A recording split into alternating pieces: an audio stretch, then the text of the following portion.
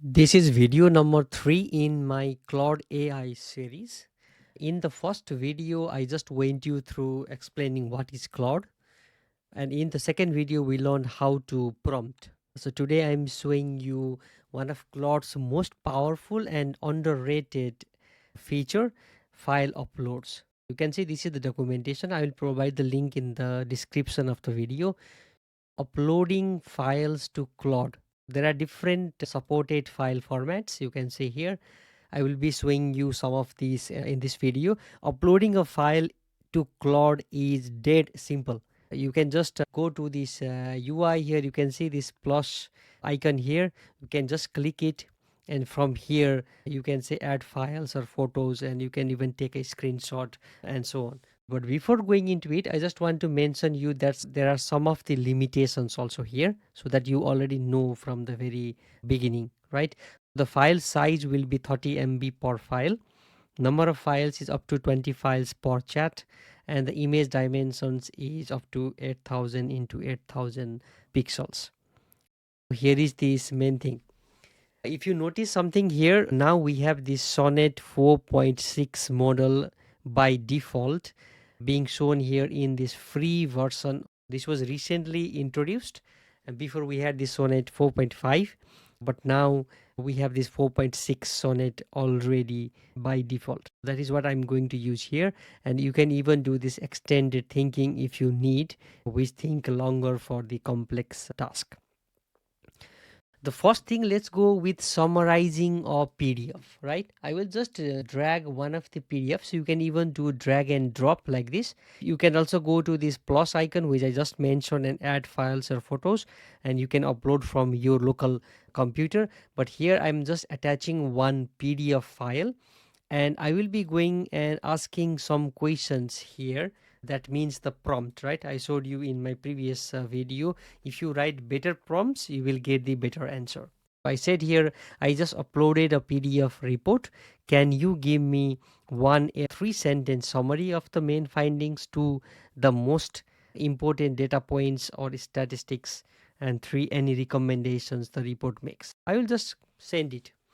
Now you can see under the hood, it reads the file and it's quite fast. You can see here it provided us this 3-sentence summary. You can see here, and down here it says 5 most important data points, and it is providing us these 5 different important data points here and the recommendations. This is exactly what I asked for this chatbot to provide based on this PDF, right? This is where the prompting also comes into play. And if you haven't watched my previous video, I highly recommend you to watch that, where I have explained you how to write better prompts. If I was just uploading a PDF file here and just saying, okay, summarize this, it would be providing not that specific answers for us. Now you can see there is just what we asked, and we can even go here and do some follow-up questions. For example, you can just go here and say, okay, what does the report say about the risk? It can be anything. The report has a dedicated risk assessment section with 4 identified risks, and it just provides us the risk also. This way you can just ask a question to the PDF. It's kind of talking to your document, which is one of the mostly used use case of AI. You just upload a PDF or documents and you start having the conversation with that PDF. So you can see that Claude remembers the whole document throughout the conversation, so you don't need to re-upload it, meaning that you can just ask the follow-up question and that's it. It will just provide you the answer. Now they upload and analyze the images, right? I will just continue in the same chat, but now what we can even do is upload the images and ask it to analyze. What I will do here is I will just take one PNG file. Here I'm dropping the PNG file. Here is the PNG file, and now I can just say here, okay, can you just read this PNG file and provide me info about it? Here I'm just uploading a chart, right? So here it says, okay, here is what the chart shows, meaning that you can even go with the chart also. One of the question that I get a lot when I was creating the earlier videos is also that if you have some handwritten documents, or you just take some screenshot and you want the AI to answer. Let's also just try with that, right? I have one handwritten here. I will just first show you what is here. This is this team meetings, this is the random document created by AI itself. I'm just showing you here. It seems that it's a handwritten, right? What we are going to do here is we will just go here and ask the prompt, can you read this handwritten note and type out everything it says. Now it will just go through that. You can see here it says team meeting notes January 14, attendees Sarah, Mike, Priya, and it is just going to provide us the answer. If I just go here, you can see this is exactly what it is taking from there. This is what it was written there. This is just the way how you can go and ask a follow-up question and so on. Now, until now, I went and showed you 3 different examples already. One with the PDF, second one is with the charts. You can just upload the charts and ask it to provide you the information. You can even go here and say, okay, what is the monthly revenue of August? I'm not providing the handwritten document, right? But if you see here, it just provides me the answer 102,300. Let me go to the image, and here you can see for the August it is 102,300. It went through that particular chart without me saying okay, it is in that chart. The answer here is also because, as I mentioned you before, it has this history, or it takes all of things in the memory, right? You don't need to upload or re-upload again and again. It just provides you, okay, based on both the chart and the monthly breakdown table in the reports appendix. It even went into the reports appendix. Now what I want to do is I want to go with the spreadsheet. Now what I will do, I will take one CSV file.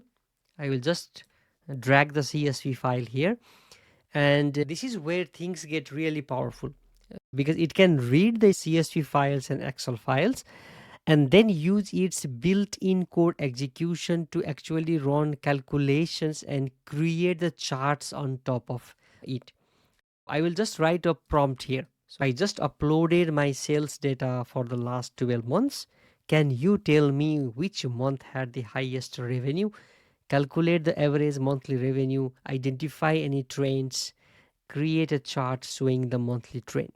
When I just send this, look at this. Claude read the spreadsheet, calculates the numbers, it identified the trend, and it will create an actual chart or real interactive visualizations from all one prompt. You can see here it says that okay, I read these available skills. What happens under the hood, as I mentioned you in one of the video that I have already created about these skills, is Claude has its inbuilt skills, and there are many skills. And now you can see here, this is the chart that is being created, and it is as an artifact. The chart appeared in what's called the artifact. This is what I will be covering in the next video, but for now just know that Claude can turn your raw data into visuals. If you can just go here and then go to this code, this is the code, and here this is the visuals. This is called artifacts. More in my next video, but you already get the point here that how it works, right? I uploaded a CSV file, I provided this prompt here on the left side, and you can also read here, and here is this HTML. You can even download this. If you click this, this is what it is here. This is that powerful, let's say, in a way.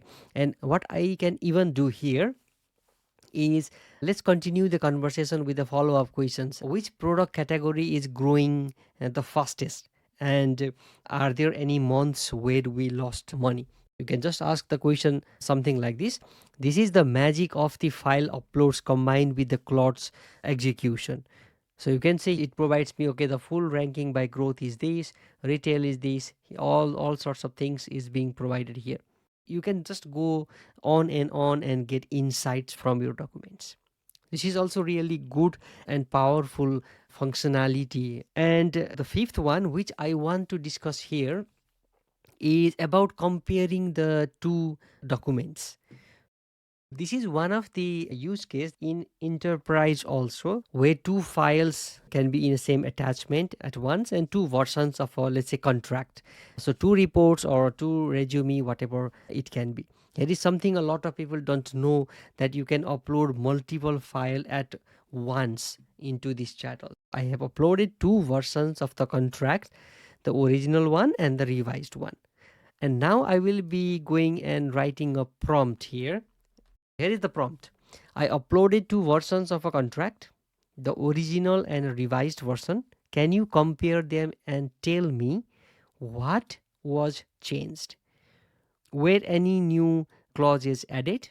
Is there anything in the versions I should be concerned about? Right? These are the things that you ask when you have two different documents, and really a good use case in any organizations.